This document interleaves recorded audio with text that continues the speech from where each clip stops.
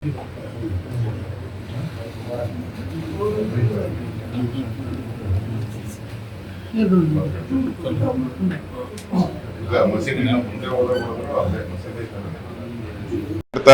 BJP ಕಾರ್ಯಕರ್ತ ಹಲ್ಲೆಯಾಗಿ ಹರೀಶ್ ಮತ್ತು Nandan ಮರಣಾಂತಿಕವಾಗಿ dragon ಚೂರಿಯನ್ನ ತೆಗೆದುಕೊಂಡು, ಅಂದ್ರೆ ಇದು ಪ್ರೀ ಪ್ಲಾನಡ್ ಅಂತ ಅನ್ಸುತ್ತೆ. ನಾರ್ಮಲ್ ಆಗಿದ್ರೆ ಡ್ರ್ಯಾಗನ್ ಚೂರಿ ಬರ್ತಾನೆ ಇರಲಿಲ್ಲ. ಈ ತರ ಎಲ್ಲ ಪ್ರೀ ಪ್ಲಾನ್ ಆಗಿ ಭಾರತ್ ಮಾತಾ ಕಿ ಜೈ ಅನ್ನೋ ಒಂದು ಘೋಷಣೆ, ನಾನು ಅದು ವಿಡಿಯೋ ಎಲ್ಲ ನೋಡಿದ್ದೀನಿ. ಆ ಮಸೀದಿ ಮುಂದೆ ಬರುವಂತ ಅಲ್ಲಿ ಬಂದಿರುವಂತ ವಿಡಿಯೋದಲ್ಲೂ ಕೂಡ ಭಾರತ್ ಮಾತಾ ಕಿ ಜೈ ಬಿಟ್ರೆ ಬೇರೆ ಏನೂ ಹೇಳಿಲ್ಲ. ಇಷ್ಟಿದ್ರೂ ಕೂಡ ಈ ಕರ್ನಾಟಕದಲ್ಲಿ, ದೇಶದಲ್ಲಿ ಎಲ್ಲೇ ಬೇಕಾದ್ರೂ ನೀವು ಭಾರತ್ ಮಾತಾ ಕಿ ಜೈ ಅನ್ಬೋದು, ನಿಮಗೆ ಸನ್ಮಾನ ಮಾಡ್ತಾರೆ. ಆದರೆ ಈ ಭಾಗದಲ್ಲಿ, ಮಂಗಳೂರು, ಉಡುಪಿ ಈ ಭಾಗದಲ್ಲಿ ಭಾರತ್ ಮಾತಾ ಕಿ ಜೈ ಅಂದರೆ ಡ್ರ್ಯಾಗನ್ ಹಾಕುವಂಥದ್ದು, ಕೊಲೆ ಮಾಡುವಂಥ ಪ್ರಯತ್ನವನ್ನು ಮಾಡ್ತಾ ಇರೋದು ನೋಡಿದ್ರೆ ನನ್ಗನ್ಸ್ತತೆ ಇಲ್ಲೇನು ತಾಲಿಬಾನ್ ಸರ್ಕಾರ ಇದೆಯಾ?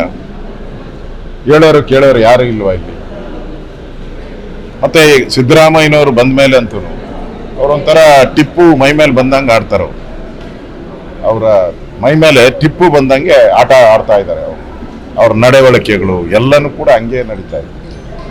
ಇಡೀ ರಾಜ್ಯದಲ್ಲಿ ಈ ತರದ ಘಟನೆಗಳು ನಿರಂತರವಾಗಿ ನಡೀತಾ ಇದೆ. ಕಳೆದ ಬಾರಿ ಸಿದ್ದರಾಮಯ್ಯ 5 ವರ್ಷ ಮುಖ್ಯಮಂತ್ರಿ ಆಗಿದ್ದಾಗ ಕೂಡ ಕೊಲೆಗಳಾಯಿತು. ಬೆಂಗಳೂರಲ್ಲೇ, ಶಿವಾಜಿನಗರದಲ್ಲೇ ಕೊಲೆ ಆಗೋಯ್ತು.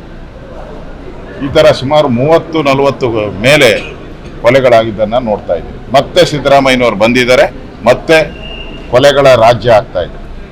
ನಮ್ಮ ಅಂಕಿಅಂಶಗಳು, ನ್ಯಾಷನಲ್ ನಮ್ಮ ಕ್ರೈಮ್ ಅಂಕಿಅಂಶಗಳು ಕೂಡ 40% ಕ್ರೈಮ್ ರೇಟು ಈ 1 ವರ್ಷದಲ್ಲಿ ಜಾಸ್ತಿ ಆಗಿದೆ. ಅಂದರೆ ಕಾಂಗ್ರೆಸ್ ಬಂದರೆ ಈ ಗೂಂಡಾಗಿರಿಗಳಿಗೆ, ತಾಲಿಬಾನ್ಗಳಿಗೆ, ಈ ಪಾಕಿಸ್ತಾನದ ಏಜೆಂಟ್ಗಳಿಗೆ ಹಬ್ಬ ಆಗೋಗ್ಬಿಡುತ್ತೆ. ಅಂದರೆ ಅವ್ರನ್ನ ಈಗ ನೋಡಿ, ಕೇಸು ತಿಂದಿರೋರು ಇಲ್ಲಿದ್ದಾರೆ, ಹೊಡೆದವ್ರ ಮೇಲೆ ಕೇಸ್ ಹಾಕ್ಬೇಕಾಯ್ತು, ಕೌಂಟರ್ ಕೇಸ್ ಕೊಟ್ಟಿದ್ದಾರೆ. ಅಂದರೆ ಇವರೇ ಪೊಲೀಸವರೇ, ಇಲ್ಲಿನ ಕಾಂಗ್ರೆಸ್ ಮುಖಂಡರುಗಳೇ ಒಂದು ಕೌಂಟರ್ ಕೇಸ್ ಕೊಡಿ ಅಂತೇಳಿ, ಅಂದರೆ ಏನೋ ಕಾಂಪ್ರಮೈಸ್ ಮಾಡೋ ಮೆಥಡ್ ಅಲ್ಲಿ ಯೂಸ್ ಮಾಡ್ತಾ ಇರುವಂಥದ್ದು ನೋಡ್ತಾ ಇದ್ದೀವಿ. ಇದನ್ನ ಖಂಡಿಸ್ತೀನಿ ನಾನು.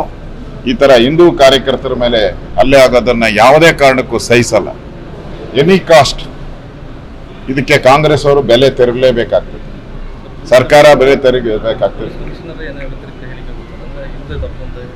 ಈಗ ಪೊಲೀಸ್ ಕಮಿಷನರ್ಗೂ ಬರಕ್ಕೆ ಹೇಳಿದ್ದೀನಿ, ನಾನು ವಿರೋಧ ಪಕ್ಷದ ನಾಯಕನಾಗಿ ಪೊಲೀಸ್ ಕಮಿಷನರ್ಗೂ ಬರಕ್ಕೆ ಹೇಳಿದ್ದೀನಿ. ಮಾಹಿತಿಯನ್ನು ತೆಗೆದುಕೊಳ್ತೀನಿ, ದಾಖಲೆಗಳನ್ನ ಕೇಳೋಣ. ಓಕೆ ಆಯ್ತು, ಏನು ದಾಖಲೆ ಇದೆ? ವಿರುದ್ಧವಾಗಿ ಅವರು ಏನೋ ಪಾಕಿಸ್ತಾನದ ಕುನ್ನಿಗಳು ಅಂತ ಹೇಳಿದ್ದಾರೆ ಅಂತ ಹೇಳ್ತಾರೆ. ಇಲ್ಲಿ ಯಾರಿದ್ದಾರೆ ಪಾಕಿಸ್ತಾನ? ಈ ಭಾರತೀಯ ಅಂದ್ರೆ ನಿಮ್ಮ ಮನಸ್ಸಲ್ಲಿ ಏನಿದೆ?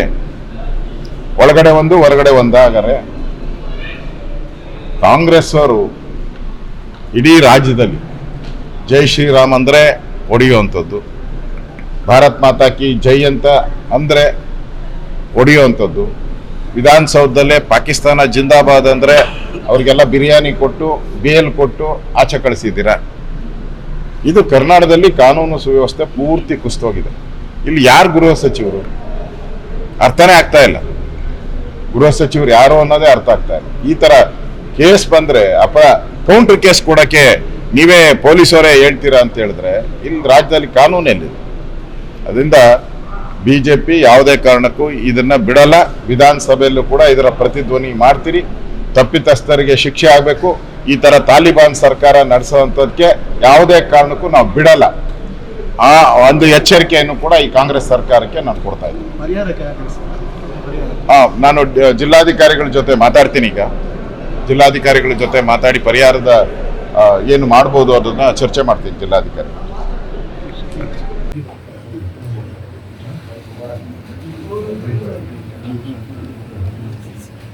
Yes,